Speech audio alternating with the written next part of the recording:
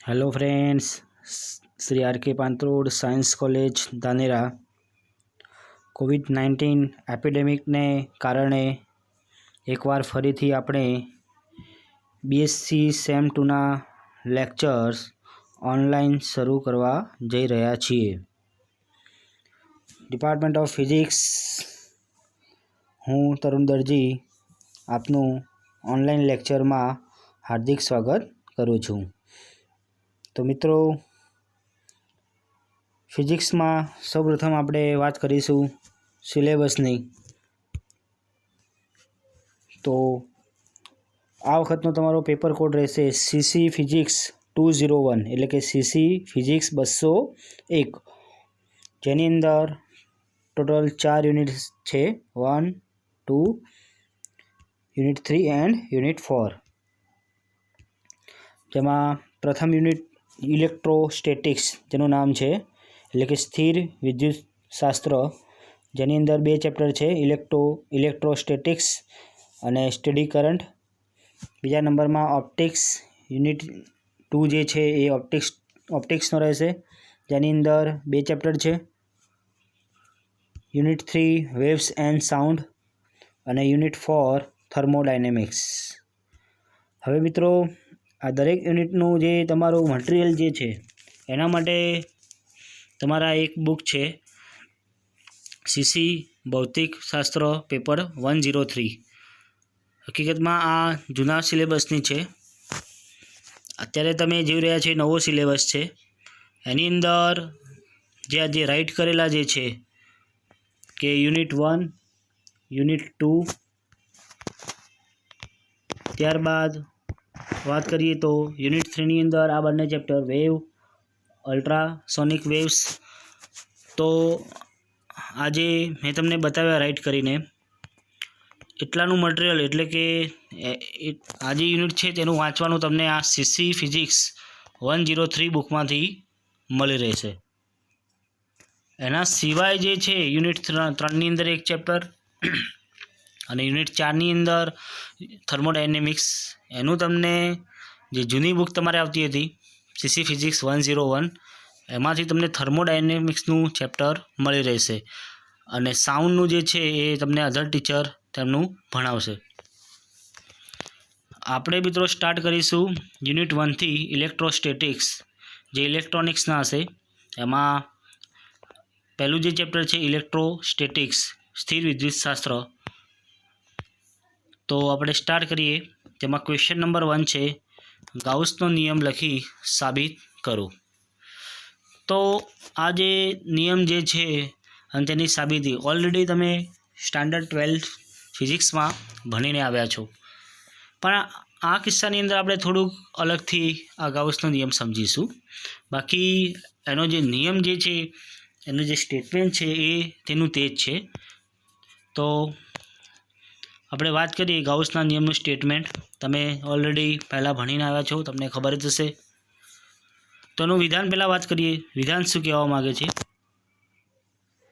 કોઈપણ બંધ પૃષ્ઠ સાથે સંકળાયેલ ચોખ્ખું વિદ્યુત ફ્લક્સ એટલે કે બંધ માર્ગમાં જે સંકલન છે સદિશ ઈ ડોટ સદિશ ડીએસ એ બંધ પૃષ્ઠ વડે ઘેરાયેલ કુલ વિદ્યુતભારનું 1/ε0 ગણું હોય છે। तो तेनी अंदर आवता पहला दरेक पदों की आपणे बात कर लीए तो तमने थोड़ुं रिविजन मळी जाए। तो अहीं बात करी छे बंध पृष्ठ, शब्द छे बंध पृष्ठ। तो आ कोई बंध पृष्ठ छे। हवे कोई पण बंध पृष्ठ में जो विद्युत भारो होय तो दरेक विद्युत भारोथी शुं बने? तो विद्युत भारोथी विद्युत क्षेत्र उत्पन्न थाय अने विद्युत क्षेत्रनी रेखाओ जेने आपणे कहीए विद्युत फ्लक्स। ओके, तो विद्युत फ्लक्स बीजुं कशुं नथी पण अलग अलग बिंदुओ विद्युत भारोथी उत्पन्न थता विद्युत क्षेत्रनी जे लाइन्स छे ए विद्युत क्षेत्रनी जे रेखाओ छे जेने विद्युत फ्लक्स कहीए छीए। हवे आ दरेक विद्युत फ्लक्सनो आपणे दरेक बिंदु जे छे एना करता आखा गोळानी जे वात करीए तेनुं संकलन करवुं पड़े। हवे गोळो छे आपणे बंध पृष्ठ धार्युं छे एटले एना माटे आपणे आवो सिम्बोल वापरीए छीए क्लोज इंटिग्रल एटले गुजरातीमां कहेवाय बंध मार्गनुं संकलन। ए बंध मार्गनुं संकलन कोनुं लेवानुं छे आपणे? तो विद्युत क्षेत्रनुं ક્ષેત્રફળ સદિશ સાથેનું, એટલે કે સદિશ ઈ ડોટ સદિશ ડીએસ, જેને કહેવાય છે 5. શું કહેવાય છે? 5 ફ્લક્સ. હવે એનું મૂલ્ય કોના બરાબર થાય છે? તો તેનું મૂલ્ય આ જે બંધ પૃષ્ઠ છે એના દ્વારા ઘેરાયેલા કુલ વિદ્યુતભારોનો બેઝિક સરવાળો, ઓકે, ભાગાકારમાં પરમિટિવિટી એટલે કે એપ્સિલોન 0. પરમિટિવિટી એટલે કે આવાહક જે કોઈ પણ માધ્યમમાં છે, ઓકે, તો એ માધ્યમના શૂન્ય અવકાશની, એટલે ધારો કે હવામાં જે માધ્યમ છે એના શૂન્ય અવકાશની પરમિટિવિટી બરાબર હોય છે. એટલે કે આ તમારું એ વિધાન થઈ ગયું આખું, અને વિધાનનું આ ગાણિતીય સૂત્ર થઈ ગયું, વિદ્યુત ફ્લક્સ સૂત્ર એનું થઈ ગયું, ઓકે. જ્યાં ફાઈ એ બંધ પૃષ્ઠ પરનું સંકલન દર્શાવે છે, ડીએસ એ પૃષ્ઠખંડ છે, ક્યુ એ ચોખ્ખો વિદ્યુતભાર છે જે આપેલ બંધ પૃષ્ઠ વડે ઘેરાયેલો છે, અને એપ્સિલોન 0 એ શૂન્ય અવકાશની શું છે? પરમિટિવિટી છે. જો આપેલ બંધ પૃષ્ઠ પર વિદ્યુતભાર ઘેરાતું ન હોય અથવા તો વિદ્યુતભારો બંધ પૃષ્ઠની બહાર હોય તો સદિશ ઈ ડોટ સદિશ ડીએસ બરાબર શું થાય? 0 થાય. એટલે આ વિધાન શું કહેવા માગે છે? જો કે અહીં બંધ પૃષ્ઠ વડે ઘેરાયેલો વિદ્યુતભાર હોવો જોઈએ, એટલે કે વિદ્યુતભાર પૃષ્ઠની બહાર પણ ન હોવો જોઈએ. એટલે કે વિદ્યુતભાર ઘેરતો ન હોય બંધ પૃષ્ઠ વડે, એટલે કે ક્યુ બરાબર 0 હોય તેવા કિસ્સા દરમિયાન વિદ્યુતભારો બંધ પૃષ્ઠની બહાર પણ હોઈ શકે છે. તો એ વખતે જે ઘેરાતું જે ફ્લક્સ છે ક્લોઝ ઇન્ટિગ્રલ સદિશ ઈ ડોટ ડીએસ બરાબર શું થશે? 0 થશે. તમને બુકની અંદર એક બીજું ઉદાહરણ આપ્યું છે આ સૂત્રનું, ગાણિતિક સૂત્ર આપણે સમજવા માટે. તો અહીં તમને બતાવ્યું છે કે આકૃતિમાં દર્શાવ્યા અનુસાર જો બંધ પૃષ્ઠની બહાર એક પિસ્તોલ રાખીએ, ઓકે, અને એમાંથી જો ગોળીઓ છોડવામાં આવે તો જો બંધ પૃષ્ઠમાં દાખલ થતી અને બહાર આવતી ગોળીઓની ચોખ્ખી સંખ્યા 0 થાય. એટલે કે પૃષ્ઠમાંથી ગોળી અથડાઈ અને પૃષ્ઠની બહાર જતી રહી એવી કલ્પના કરવામાં આવે તો ઘેરાતો જે પૃષ્ઠ વડે જે ઘેરાતી ગોળી છે એ તો શું થઈ ગઈ? 0 થઈ ગઈ. તો સંખ્યા 0 થાય. પણ જો પિસ્તોલ હવે બંધ પૃષ્ઠની અંદર રાખવામાં આવે, જો બંધ પૃષ્ઠની અંદર જ રાખવામાં આવશે તો હવે એમાંથી છોડવામાં આવતી જે ગોળીઓની ચોખ્ખી સંખ્યા છે એ 0 થશે નહીં. ક્યાંક ને ક્યાંક ગોળીઓ તમને બંધ પૃષ્ઠમાં જોવા મળશે એવી કલ્પના તમે કરી શકો, ઓકે. તો વિદ્યુત ફ્લક્સ એ અદિશ રાશિ છે. અહીં આગળ તમારે આ યાદ રાખવાનું છે. વિદ્યુત ફ્લક્સ એ કેવી રાશિ છે? અદિશ રાશિ છે. અને તેથી તેનો બેઝિક સરવાળો પણ સાદી રીતે આપણે કરી શકીએ.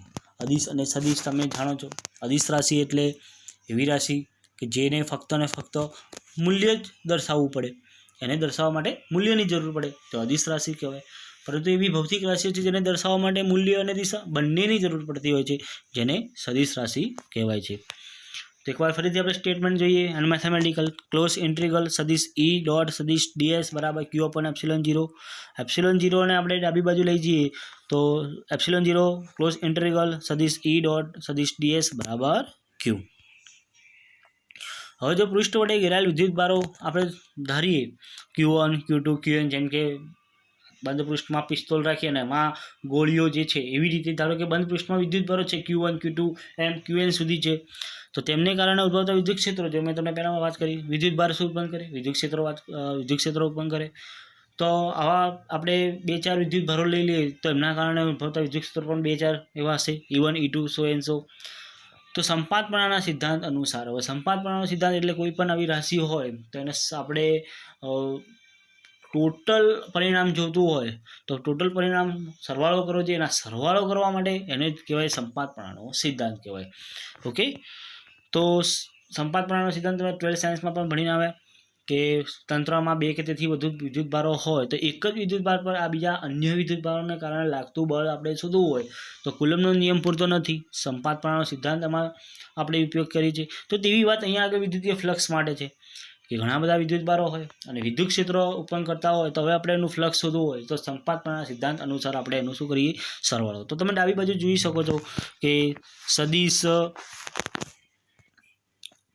તમે અહીં આગળ જોઈ શકો છો કે સદિશ E1 સદિશ ડીએસ પ્લસ ક્લોઝ ઇન્ટિગ્રલ સદિશ E2 ડોટ ડીએસ, તો સો એન્ડ સો છેલ્લે ક્લોઝ ઇન્ટિગ્રલ સદિશ En ડોટ સદિશ ડીએસ. હવે જો દરેક માટે ડીએસ છે એ DS1 ડીએસ જ લખાય છે, DS1, DS2, DS3. કેમ? કારણ કે અહીંયા આગળ આપણે એક અને માત્ર જે પૃષ્ઠ છે એ પૃષ્ઠ માટે જ આ બધી કલ્પનાની વાત કરીએ છીએ. ઇઝ ઇક્વલ ટુ જમણી બાજુ જુઓ તો આ હવે એક જ પૃષ્ઠ છે તો એક જ વાહક છે તો પરમિટિવિટી પણ એક જ હશે. કૌંસમાં તમે જુઓ તો Q1 Q2 so and so Qn. આથી હવે આ બધાનો જો સરવાળો કરવામાં આવે ડાબી બાજુ તો આપણે નોર્મલી એને લખી શકીએ છીએ કે સદિશ E ક્લોઝ ઇન્ટિગ્રલ સદિશ E dot ds is equal two, હવે જમણી બાજુ જુઓ કે Q1 Q2 Q3 આ સરવાળો કરીએ બેઝિક તો આપણને કુલ વિદ્યુતભાર Q બરાબર જેટલો મળે એને કહેવાય Q અપોન એપ્સિલોન 0. જ્યાં સદિશ E એટલે E1 E2 E3 પ્લસ સદિશ En અને Q એટલે Q1 Q2 પ્લસ Qn એટલે કે બંધ પૃષ્ઠ વડે ઘેરાતો કુલ વિદ્યુતભાર. તો આ રીતે આપણે પિસ્તોલના ઉદાહરણ દ્વારા અને બંધ માર્ગે ઘેરાયેલા વિદ્યુતભારોની જો કલ્પના કરીએ તો વિદ્યુત ફ્લક્સનો નિયમ આપણને એકવાર ફરીથી આપણે આ રીતે મળે કે ક્લોઝ ઇન્ટિગ્રલ સદિશ E ડોટ સદિશ ds is equal two capital Q upon epsilon 0. હવે એક ભૌમિતિક રચના દ્વારા આપણે આની સાબિતી મેળવીશું, ભૌમિતિક આકૃતિ દ્વારા. ઓકે, તો અહીંયા આગળ આકૃતિ 1 જે છે તમે જોઈ રહ્યા છો આ એક ભૌમિતિક આકૃતિ છે. તો આ આકૃતિ 1માં એક યાદચ્છિક બંધ પૃષ્ઠ દર્શાવેલ છે. તમે અત્યારે આકૃતિ જોશો તો તમને એક બંધ પૃષ્ઠ જેવી દેખાશે. એક બિંદુ વિદ્યુતભાર બંધ પૃષ્ઠની અંદરના વિસ્તારમાં ધારો કે O બિંદુ પાસે Q વિદ્યુતભાર મૂક્યો છે. બંધ પૃષ્ઠની અંદર એક O બિંદુ ધાર્યું છે અને તેની અંદર આપણે વિદ્યુતભાર Q મૂકેલો છે. જો O પાસેથી આકૃતિમાં દર્શાવ્યા પ્રમાણે એક સૂક્ષ્મ ઘનકોણ તૈયાર કરવામાં આવે તો તે આપેલ પૃષ્ઠને 1, 2 અને 3 પાસે છેદશે. એટલે કે તમે અહીંયા આગળ જુઓ આ બંધ પૃષ્ઠ છે તમને દેખાય છે, એની અંદર આપણે એક આ બિંદુ એની અંદરના વિસ્તારમાં એક બિંદુ O લીધો, એની અંદર ધારો કે કોઈ એક વિદ્યુતભાર Q છે.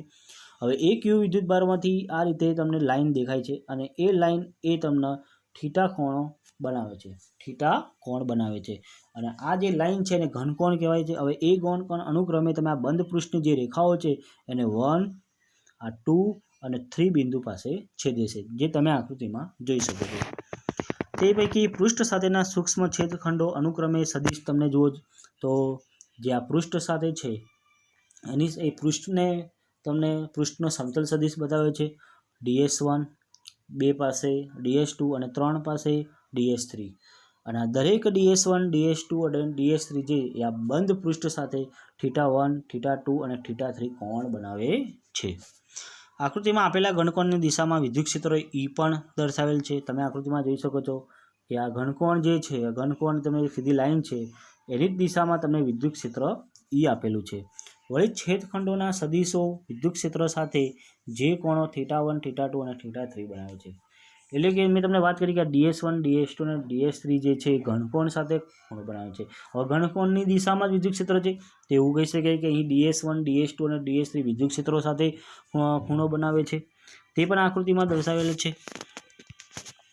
આટલા છેદખંડો માટેનો હવે ફ્લક્સ ધારીએ તો φ1 બરાબર સદિશ E1 ડોટ DS1, φ2 બરાબર સદિશ E2 ડોટ DS2 અને φ3 બરાબર સદિશ E3 ડોટ DS3. એટલે કે ફ્લક્સની વ્યાખ્યા મિત્રો યાદ રાખવાનું, φ બરાબર સદિશ E ડોટ સદિશ DS. જ્યાં φ હવે આપણે ત્રણેયનો સરવાળો કરીએ તો φ1 φ2 અને φ3 તો એ પ્રમાણે જમણી બાજુ સદિશ E1 dot DS1 plus E2 DS2 plus સદિશ E3 DS3. હવે અહીંયા મિત્રો જુઓ E અને DS બંને જે છે એ દરેક જે આડછેદ છે એ આડછેદ પાસે અલગ અલગ છે, એટલે આપણે અહીંયા આગળ E1 DS1 E2 DS2 એવા શબ્દો વાપરીશું. એટલે કે અહીંયા ગાણિતિક સમીકરણ એ રીતે લખીશું કારણ કે અહીં આગળ અલગ અલગ આડછેદની વાત કરી છે એટલા માટે. ઓકે, ચલો હવે આપણે શું કરીશું મિત્રો, તો કિંમત મૂકી દઈએ. તો કિંમત મૂકવામાં આવે દરેકની અલગ અલગ પર્ટિક્યુલર. તો પહેલાં સદિશ E1 તો આપણે જાણીએ છીએ E બરાબર શું થાય, વિદ્યુત ક્ષેત્ર, બિંદુવત વિદ્યુત ક્ષેત્ર, આ બિંદુવત વિદ્યુતભારને કારણે ઉદ્ભવતું વિદ્યુત ક્ષેત્ર KQ અપોન R². શું છે? KQ upon R². હવે જો એને સદિશ સ્વરૂપે લખવામાં આવે આ દરેક આડછેદ પાસે તો પહેલાં આના માટે આપણે લખીએ તો E એટલે K એટલે 1/4πε0 Q અપોન R1². કારણ કે તેનો સ્થાન સદિશ શું છે, R1 છે. હવે જેને સદિશ રૂપે દર્શાવવામાં આવે છે n cap DS1 plus 1/4πε0 Q upon R2² n cap dot સદિશ DS2 plus 1/4πε0 Q upon R3² n cap dot સદિશ DS3. અહીં ત્રણેય 1, 2 અને 3 જે આપણે યાદચ્છિક રીતે નંબર આપ્યા છે તે જગ્યાએ આપણે વિદ્યુતીય ફ્લક્સ આપણે અહીંયા દર્શાવ્યું. સમીકરણ નંબર આપણે 6 છે. જ્યાં એન કેપ એ વિદ્યુત ક્ષેત્રની દિશામાંનો એકમ સદિશ છે. એકમ સદિશ તમે જાણો છો, એકમ સદિશ એટલે કોઈપણ સદિશ ભાગાકારમાં એ સદિશનું માન. હવે અહીંયા લખ્યું છે કે પરંતુ એન કેપ ડોટ ds1 એટલે તો શું થાય, ડોટ કોઈપણ બે રાશિ વચ્ચેનો ડોટ એટલે શું, કોસ થીટા થશે, અદિશ ગુણાકાર થશે, અને અદિશ ગુણાકાર એટલે શું થશે, એન કેપ ds1 એટલે ds1 cos theta 1, n cap dot ds2 એટલે ds2 cos theta 2, અને એન કેપ સદિશ ds3 એટલે ds3 cos theta 3. હવે આ દરેક માટે આપણે શું ધરવાનું, ડી ઓમેગા. ઓકે, આ પદ જે છે એને સંક્ષિપ્ત બનાવવા માટે આપણે ડી ઓમેગા ધારીશું. ત્યાં ડી ઓમેગા એટલે કે ds1 cos theta 1 r1 square બરાબર ds2 cos theta 2 upon r2 square બરાબર ds3 cos theta 3 upon r3 square. D omega આપણે સમગ્ર પદને સંક્ષિપ્ત બનાવવા માટે ડી ઓમેગા યુઝ કરેલ છે. એટલે કે આ દરેક જગ્યાએ તમે જ્યારે કિંમત મૂકો ત્યારે એને અતિ સંક્ષિપ્ત બનાવવા માટે ડી ઓમેગાનો યુઝ કરેલો છે. હવે આ પરિણામો સમીકરણ 6માં વાપરીએ તો આપણે ડાબી બાજુ ફ્લક્સ ફાઈ છે તો ફાઈ બરાબર, હવે દરેક પર્ટિક્યુલર આના બરાબર શું થશે તો જુઓ સિગ્મા અહીંયા ડી ઓમેગાનો સરવાળો કર્યો, ડી ઓમેગા એટલે આ દરેક પદો જે છે એનો સરવાળો, ડી ઓમેગા ક્યુ અપોન 4πε0 ડી ઓમેગા. અહીંયા આપણે 3 સૂક્ષ્મ પૃષ્ઠખંડો સુધી વાત કરી છે, તેના પરનું કુલ ફ્લક્સ મેળવ્યું છે. હવે 3 સૂક્ષ્મ ખંડોની જગ્યાએ જો કુલ ફ્લક્સ મેળવવું હોય તો આપણે શું કરવું પડે, ફરીથી સમીકરણ 7ની બાજુ આપણે સંકલન કરીશું. તો સમીકરણ 7 જે છે તમારી સામે 5 અહીંયા આગળ. ઓકે, તો આને આપણે શું કરીશું, એનું સંકલન લઈશું. એટલે કે ક્લોઝ ઇન્ટિગ્રલ સદિશ E dot ds is equal to 5 1 5 2 5 3 plus so on so 5n, અને સમીકરણ 7ની જમણી બાજુ 0 થી 4 pi q upon 4 pi epsilon 0 d omega. કારણ કે અહીંયા એક ગોલક છે અને ગોલકનું પૃષ્ઠફળ હંમેશા 4 પાઈ r સ્ક્વેર હોય, એટલે આપણે એની લિમિટ 0 થી 4 પાઈ સુધી લઈશું. આમ સદિશ E ડોટ ds એ કોના બરાબર થશે તો 0 થી 4 pi q d omega upon 4 pi epsilon 0. Okay, હવે અહીંયા આગળ જુઓ, અહીંયા ઇન્ટિગ્રેશન ડાયરેક્ટ કર્યું છે. હવે આપણે ક્યુ બાર કાઢી લઈએ તો 1 ડી ઓમેગા રહેશે, આ રીતે 1 ડી ઓમેગા. ડી ઓમેગાની સાપેક્ષે 1નું સંકલન થશે ઓમેગા, અને આપણે ત્યાં લિમિટ મૂકવાની આવશે 0 થી 4 પાઈ. તો એક વખત 4 પાઈ મૂકીશું, ક્યુ તો બાર આવ્યા તો ક્યુ ઇન્ટુ 4 પાઈ, 0 તો મૂકીશું તો 0 થશે. તો અપર લિમિટ જ્યારે સોલ્વ કરીએ તો ક્યુ 4 પાઈ અપોન છેદમાં 4 પાઈ એપ્સિલોન 0, 4 પાઈ કેન્સલ થશે એટલે ક્યુ અપોન એપ્સિલોન 0. તો આ રીતે આપણે સમગ્ર આડછેદ એટલે કે સમગ્ર જે તમે જે અહીંયા આગળ પૃષ્ઠખંડ ધાર્યો છે એનું સમગ્ર પૃષ્ઠ પરનું જો આપણે ફ્લક્સ લઈએ તો એ હવે આપણને મળી ગયું સદિશ ક્લોઝ ઇન્ટિગ્રલ સદિશ E ડોટ સદિશ ds બરાબર ક્યુ અપોન એપ્સિલોન 0. આ જ સમીકરણ 8ને આપણે શું કહીશું, ગાઉસનો નિયમ. તો આ રીતે મિત્રો આપણે એક સરળ ભૌમિતિક આકૃતિ દ્વારા આપણે સાબિત કરી શકીએ છીએ. તો ઇન શોર્ટ તમારે યાદ રાખવાનું છે ગાઉસનો નિયમ ક્લોઝ ઇન્ટિગ્રલ સદિશ E ડોટ સદિશ ds બરાબર ક્યુ અપોન એપ્સિલોન 0, જેને ગાઉસનો નિયમ કહે છે. બીજું તમને અહીંયા ડાયલેક્ટ્રિક અચળાંક પણ આપ્યું છે, એ પણ તમે યાદ રાખજો મિત્રો કે એપ્સિલોન 0 સદિશ E બરાબર ડી થશે, એપ્સિલોન 0 સદિશ E બરાબર સદિશ ડી થશે. જ્યાં સદિશ ડી અને સદિશ dsનો આપણે ક્લોઝ ઇન્ટિગ્રલ કરો તો તમને એક ક્યુ બરાબર મળી શકે છે. ઓકે, બીજી એક નાની વાત કરી છે અહીંયા આગળ કે જો વિદ્યુતભાર ક્યુ બંધ પૃષ્ઠની બહાર હોય તો શું થાય, તો આકૃતિ 1માં દર્શાવ્યા પ્રમાણે હવે બેકી સંખ્યામાં ઘનકોણ ડી ઓમેગા વડે પૃષ્ઠ સાથે છેદ મળશે. એટલે કે 1 2 3 4 પૃષ્ઠ સાથેના આવા છેદ મળશે. અહીં જેટલા છેદમાંથી જે વિદ્યુત ફ્લક્સ બંધ સપાટીમાં અંદર જાય છે એટલું જ શું થાય છે, એટલું જ ફ્લક્સ બહાર આવે છે. આથી નેટ ફ્લક્સ શૂન્ય થાય છે, અને નેટ ફ્લક્સ શૂન્ય થાય છે એટલે એના દ્વારા ઘેરાતો વિદ્યુતભાર પણ આપણે શૂન્ય છે એવું કહી શકાય છે. જે આકૃતિ 1માં તમે જુઓ છો ઉપરની બાજુ જે છે ત્યાં એવો ઘનકોણ લીધો જેથી કરીને આપણને 4 પૃષ્ઠખંડો મળે, અને 4 પૃષ્ઠખંડો મળતા અહીંયા તમને વાત કરી છે કે એના દ્વારા સંકળાતું ફ્લક્સ 0 થાય, કે જેટલું ફ્લક્સ પૃષ્ઠની બહાર છે એટલું જ અંદર છે, અને પરિણામી ફ્લક્સ શૂન્ય થાય. અને પરિણામી ફ્લક્સ શૂન્ય થાય એટલે લખી શકાય કે સદિશ E ડોટ સદિશ ds બરાબર 0, જો કોઈ વિદ્યુતભાર ઘેરાતો ન હોય એવું આપણે કહી શકીએ. તો મિત્રો આજે આપણે ભણ્યા પહેલી થિયરી ગાઉસનો નિયમ એટલે શું, એને ગાઉસના નિયમની આપણે સિદ્ધાંતની એટલે કે ના વિધાનની ચર્ચા કરી અને એની સાબિતીની ચર્ચા કરી. નેક્સ્ટ ટાઈમ આપણે બીજી થિયરી લઈશું. Okay, thank you.